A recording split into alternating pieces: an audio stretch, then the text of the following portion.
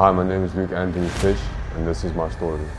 I'm now 24 years old, and I'm going to share my message and my story because I feel like a lot of people can benefit from it. I was born to parents that, were very centered in the media attention.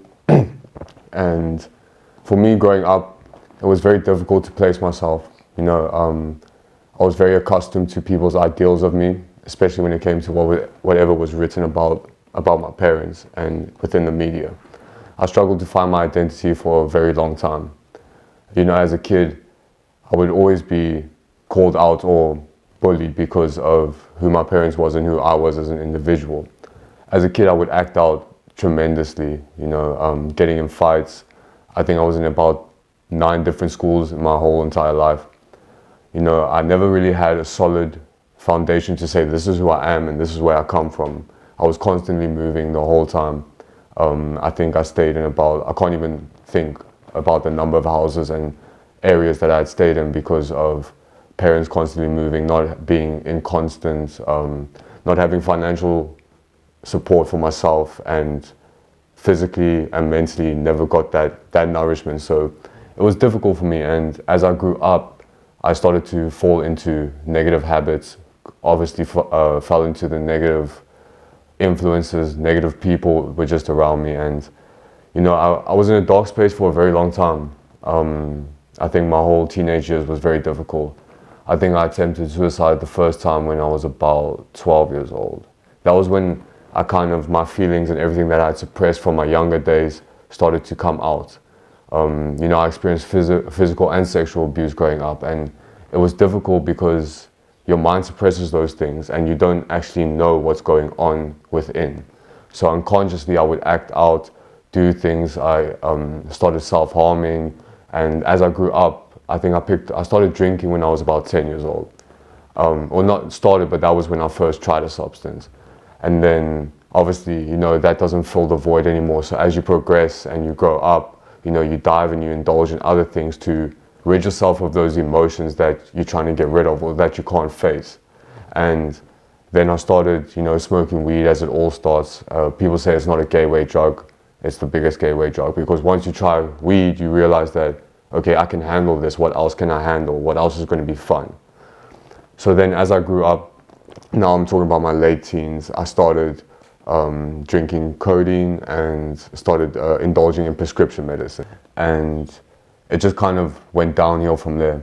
I fell into the wrong crowd, as I had said. And, people were feeding me, so much negativity. We were bonding through trauma, and that's not healthy relationships. I had a lot of toxic relationships. I never really had any positive influences in my life. And I was so caught up in this negative world. There really isn't anything I cannot relate to when individuals speak to me about their problems. And I think that's why, a higher power had kept me on this earth and I didn't overdose or die, because 2 weeks prior, before going into recovery, I was trying to overdose every single night, and I was a walking zombie. My emotions were just all over the place and I couldn't identify what was really going on. So I realized that I needed help. And I think if you're going to, reach out for help, you're going to want to have to change for yourself, not for anybody else. Otherwise, it's not going to work. And I was just tired of living that life, selling myself short of potential that I knew, a great potential that I have. And, it's so difficult to step out of that, especially when that's all you've known, that negativity, because when you're in that stage, or in that phase of your life, where for me the phase was extremely long, you start to wrap that negativity around you because that's your identity. Your identity is rooted in the negativity. And to find myself in a positive environment, when I stepped into recovery, yesterday I was 5 months sober. And for me, it's all about changing old habits, changing your bad habits. A lot of bad habits were installed to me in the sense that no matter what my emotional state was, I would always lead into a negative thought pattern, a negative way of approaching the way I felt. And when I stepped into recovery, I realized I think the most important part for my recovery was the fact that, or my recovery journey, because it's a lifelong journey, is that you have to be around people that understand you and have been through similar things. I mean, being around the people that I was around, you realize that you're not alone, especially when it comes to trauma. I think people suppress their trauma, people suppress so many things because they're ashamed of it. And I was ashamed of what I'd been through for a very long time and what had happened to me. And to be around people that have been through similar things, you just feel understood, you feel comfortable because you're inside your skin, you feel comfortable because when you go through such things as physical and sexual abuse, you're told physically there's something wrong with you or you're not respected or appreciated in the environments that you're in. And it's a journey, it's going to be a lifelong journey to heal from the things that I've experienced. I mean, you know, I've had guns to my head, I've been stabbed, I've been, anything you can think of, I've seen it. And if I can come out, and I really mean this, when I say that anybody can change and you can change your life, I really mean that, because I thought I was in a negative mind space for 4 years, since I was about 19, 20, leaning onto that side. Even though I wasn't having the best life before that, that's when the pinnacle hit, that's when the struggle became extremely real. And you know, it's a miracle that I'm not dead or in jail and I'm actually leading and living a better life.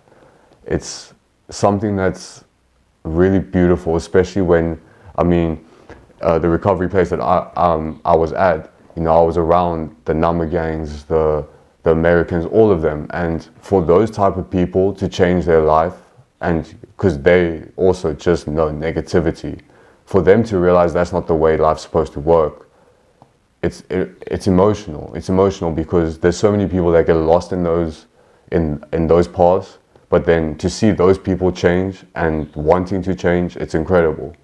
It's something that can't be explained, because life is very precious, and I didn't know that for a very long time. I thought it was, you know, just this thing that you do for a while, you get hurt and then it's it. But there's another side to life. You just need to change your perspective, open up your mind, and believe in something bigger than yourself, because there is something bigger than yourself. I mean, I've seen it. Miracles happen, people change, and unfortunately, I know a lot of people don't see that because they see a lot of negativity in this world. Or I'm saying for myself and the people I've been around, they've only witnessed negativity. But there is positivity in every situation and every side of the story. It's all got to do with what you want for yourself, what you want to achieve in life. I think with the media and everything, just the influences of society today, it's very easy to get lost and be in a negative mind frame. And my message would be, do everything for yourself. And when I say that, I mean invest in yourself, love yourself, build yourself. And I say that because we rely on other people's emotions towards us to dictate how we feel. But it's all got to do with me, myself, and I first. Put yourself first, because as I've said, nobody's going to have your back like you do. You've got yourself. You got you.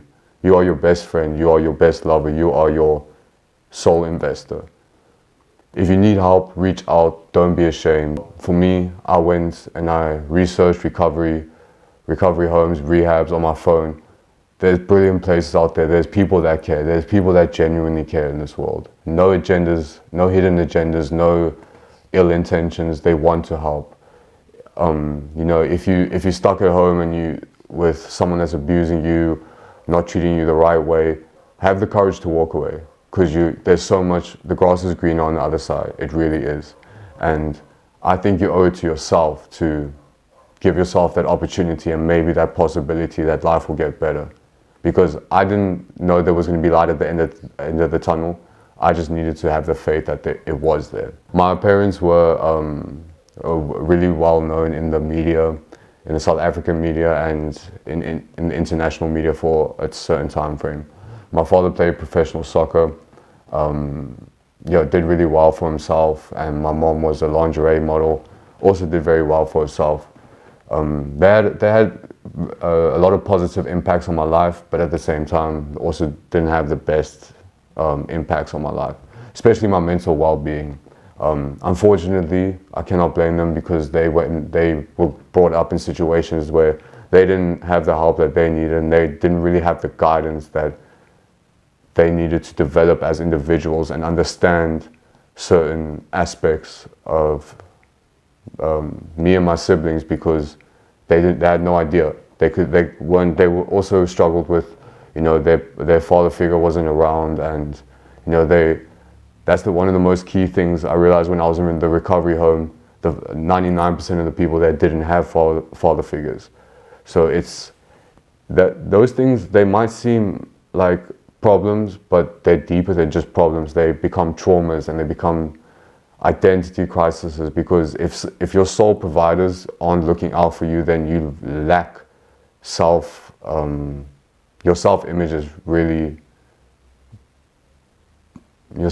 is really brought down, and it's broken because the people that brought you into this world don't necessarily have that love and care for you, so you go search for it in other places. My parents did what they could, and I will forever be grateful for that, but they also did a lot of things to me that I still have to forgive them. I mean, it's going to be a process, and I'll forgive them each and every day for something, but you know, there's certain things that are rooted in me that it will take longer to heal from. Do you still love your parents? Yeah, I mean, I love my parents because they're my parents. I love them. I don't have to like them. I respect them, but I also don't at the same time. It's difficult for me to understand.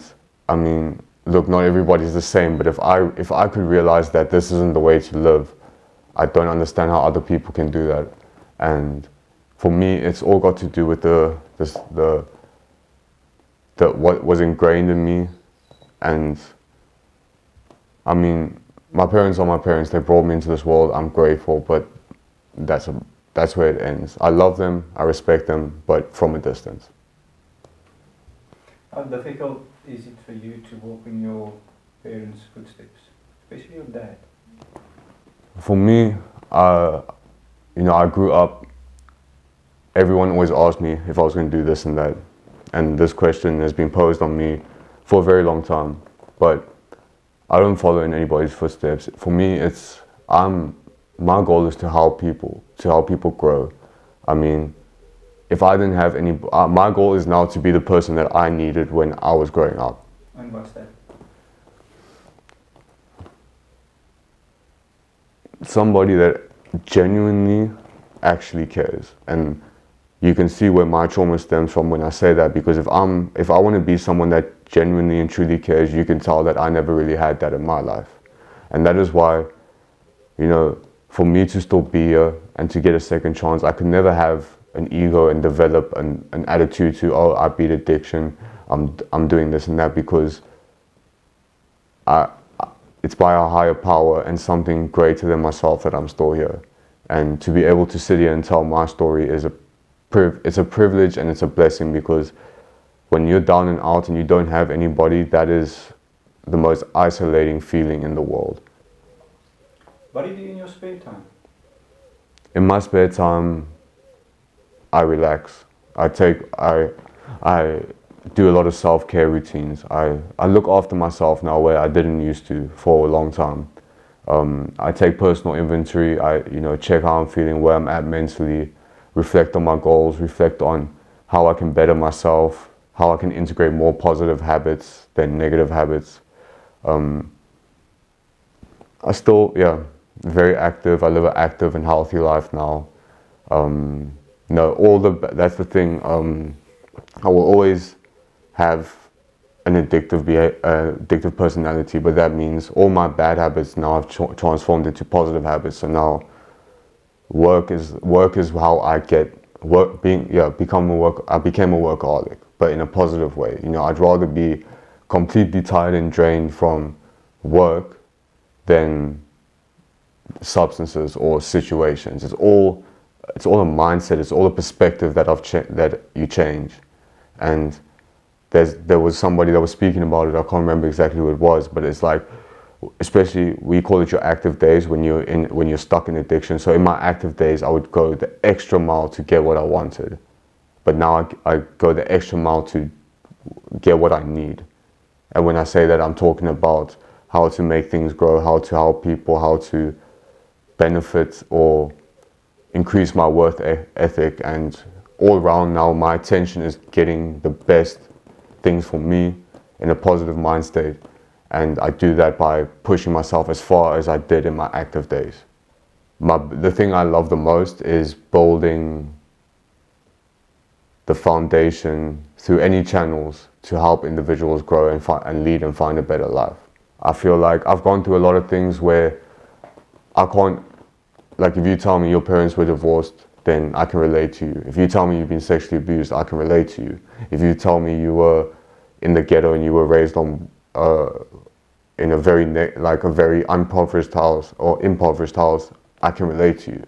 So all dynamics of that individuals have experienced, I relate to. And I think that's the best attribute of everything. You know, that's flipping the whole script of what I've been through from a negative to a positive and saying, okay, I can relate to you now, how can I help you? What's your take on tattoos? My take on tattoos is that you don't have enough tattoos until you have a bad one.